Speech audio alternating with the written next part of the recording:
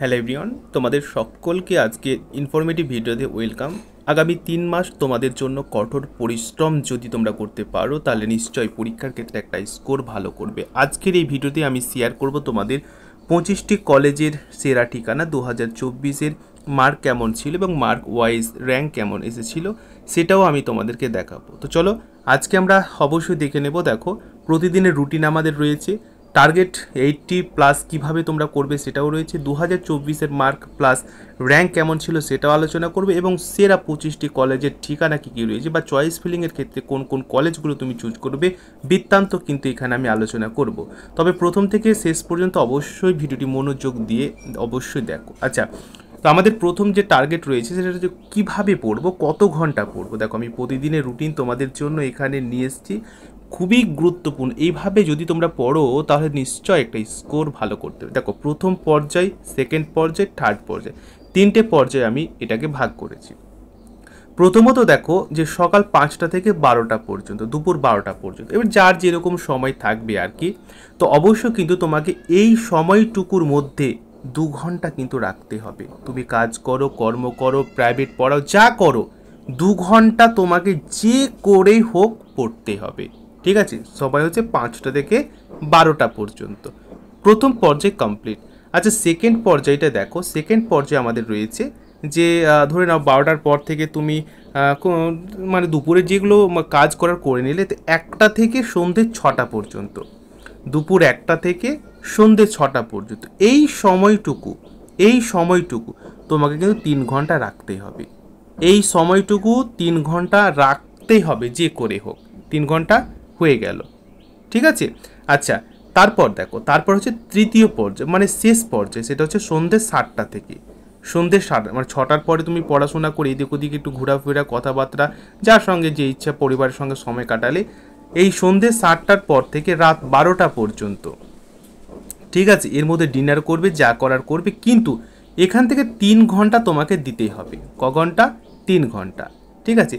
তো প্রথম পর্যায়, সেকেন্ড পর্যায় এবং থার্ড পর্যায়, 3টে পর্যায় মিলিয়ে তোমাকে 2, 3, 5, 8 মানে মিনিমাম, আমি আবারও বলছি, minimum 8 hours, minimum 8 hours, maximum তুমি 8 আওয়ার্সের যত সময় বেশি পারবে ইনভেস্ট করতে তত ইনভেস্ট করবে তুমি তোমার স্টাডি প্ল্যানের ক্ষেত্রে। এই ছিল প্রতিদিনের রুটিন। মিনিমাম 8 ঘন্টা তোমাকে 24 ঘন্টার মধ্যে বের করতে হবে, ঠিক আছে। এই রুটিনটি যদি তুমি ফলো করো বা এর আগে যারা ফলো করেছে তারা কিন্তু স্কোর ভালো করেছে, আমি সেগুলো দেখাবো তোমাদেরকে। আচ্ছা, এবারে দেখো 80+, হ্যাঁ সঠিক শুনছো, 80+ কিন্তু টার্গেট অবশ্যই হবে। আচ্ছা, 80+ তুমি টার্গেট করে নিতে পারো তাহলে রাউন্ড ওয়ানে আমি অবশ্যই তোমাদেরকে কলেজগুলো দেখাবো, অর্থাৎ 25 কলেজ দেখাবো। এই 25 কলেজের মধ্যে তোমার বাড়ির কাছে যেটা সুবিধের কলেজ সেটাতেই তুমি পেয়ে যাবে, রাউন্ড ওয়ানে পেয়ে যাবে যদি 80+ করতে পারো। ওকে, বায়োলজি 50 মার্ক থাকে, আমরা টার্গেট রেখেছি 45। ভৌত বিজ্ঞান তোমাদের 25 মার্ক আছে, আমরা টার্গেট রেখেছি 10। ইংরেজি মার্ক আছে তোমাদের 15, টার্গেট রেখেছি 10। অঙ্ক 10-এ কোনো গল্প হবে না, 10ই পাবে। জিকে 10টা প্রশ্ন থাকে 10 মার্কের, কিন্তু 5টা তুমি পারবে, বা আমি টার্গেট রেখেছি 5টা পারলে হলো। রিজনিং 5-এর মধ্যে 5। টোটাল মার্ক আমাদের অবশ্যই 85 হচ্ছে, কিন্তু আমি টার্গেট রেখেছি 80 অবশ্যই হাসতে হাসতে তুমি পেয়ে যাবে যদি এইভাবে স্টাডি করো। ডেলি যে রুটিন তোমার রয়েছে সেটা যদি তুমি এই প্ল্যান অনুযায়ী চলো তাহলে 80 অবশ্যই স্কোর করতে পারবে, ঠিক আছে। আচ্ছা, এবারে আমরা দেখব যে 2024-এর মানে মার্ক কার কেমন ছিল এবং মার্ক অনুযায়ী র্যাঙ্ক কেমন ছিল সেগুলো অবশ্যই আজকের এই ভিডিওতে আলোচনা করব। তো অবশ্যই দৃষ্টিপাত করো। দেখো, অন স্ক্রিনে তোমরা দেখতে পাচ্ছ কিছু স্টুডেন্ট 2024-এ আমার এখান থেকে স্কোর করেছিল এবং তাদের অনুযায়ী আমার স্কোর প্লাস র্যাঙ্কগুলো কিন্তু তোমাদের সঙ্গে শেয়ার করছে। আচ্ছা, মেরিনা খাতুন 54 স্কোর করেছিল, 54.25। তার জিএমআর র্যাঙ্ক দেখো, এএনএম এর ক্ষেত্রে ছিল 12,300, এই জিএনএম এর ক্ষেত্রে ছিল এত র্যাঙ্ক। ওকে, সঞ্জিতা চাকি যে রাউন্ড ওয়ানে কিন্তু পেয়ে গেছে এবং এএনএম এ সে চান্স পেয়েছে, এএনএম এ চান্স পেয়েছে, ঠিক আছে। সঞ্জিতা চাকি 72 পেয়েছিল। আচ্ছা, জিএমআরে দেখো এএনএম এর ক্ষেত্রে ছিল 2106, জিএনএমে ছিল 2341, আর ওবিসিতে ছিল দেখতে পাচ্ছ এটা এএনএম এর র্যাঙ্ক, এটা জিএনআর সিডি ছিল দেখতে পাচ্ছ। আচ্ছা তো এই র্যাঙ্কগুলো দেখো, এই র্যাঙ্কগুলো তোমাদের ক্ষেত্রে কিন্তু মোস্ট ইম্পর্টেন্ট র্যাঙ্ক, ঠিক আছে। তো সঞ্জিতা চাকি রাউন্ড 1-এ পেয়ে গেছে এএনএমের ক্ষেত্রে, সে এখন করছে। দীপিকা দেখো 55 ছিল, 55-এ তার র্যাঙ্ক কত ছিল দেখো, এএনএমের র্যাঙ্ক ছিল 11,412, জিএনএমের র্যাঙ্ক ছিল 12,000। ওকে, পূর্বা রয় 68, এএনএমের ক্ষেত্রে ছিল 3,191, জিএনএমের ক্ষেত্রে ছিল 3,520। ওকে, আচ্ছা তারপর রূপকুমার সরকার 74। ওকে, দেখতে পাচ্ছ। মনিকা মণ্ডল 62 এর র্যাঙ্ক ছিল, দেখো কীরকম র্যাঙ্ক ছিল। আচ্ছা চেতনা বিশ্বাস একদম খুবই গুরুত্বপূর্ণ, আমি এটা তোমাদের বলে রাখি, চেতনা বিশ্বাস ঠিক আছে 58। আচ্ছা 8,191, 8,191 ঠিক আছে, এও চান্স পেয়ে গেছে, ঠিক আছে। আচ্ছা তারপরে রাখি দাস, এও চান্স পেয়ে গেছে, মানে 70 যারা স্কোর করেছে তারাই কিন্তু চান্স পেয়ে গেছে 70। এর নর্থ বেঙ্গলে বাড়ি, নর্থ বেঙ্গলে সে এখন ট্রেনিং করছে। আচ্ছা সঞ্জিতা পারভিন ঠিক আছে 73। ওকে, বর্ষা ঘোড়ায় এও পেয়ে গেছে 70 ছিল মানেই পেয়ে গেছে। উমা প্রামাণিক এর হয়নি। আচ্ছা আচ্ছা সায়নী মুখার্জি এও পেয়ে গেছে, এ আর জি কর এ ট্রেনিং করছে। কোথায়? সায়নী মুখার্জি আর জি করে ট্রেনিং করছে, কত 73 পেয়ে, মানে 70 যদি তুমি এর আগে পাওনি নিশ্চয়, যদি পেয়ে থাকতে তাহলে কিন্তু চান্স পেয়ে যেতে, ঠিক আছে। তো 70 জায়গায় আমরা এবার টার্গেট রেখেছি কিন্তু 80, ভালো করে খেয়াল রাখো 80 টার্গেট রেখেছি।